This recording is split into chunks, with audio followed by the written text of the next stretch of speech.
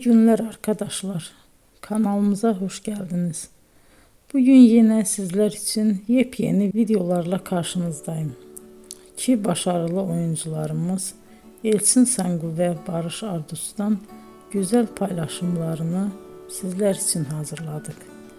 Elçin Sangu, Sevdim Alabora, Yalancı ve Mumları, Kiralık Aşk, İyi Günde Kötü Günde bu dizilerde rol almış ve herkes tarafından çok beğenilmiştir. Biz de Elçin Sangu ve Barış Ardus'tan en güzel sempatik fotolarını sizler için hazırladık. Bu karelerin devamını istiyorsanız emeğe saygı olarak kanalımıza abone olup yorum yazmayı unutmayın arkadaşlar. Teşekkür ederim.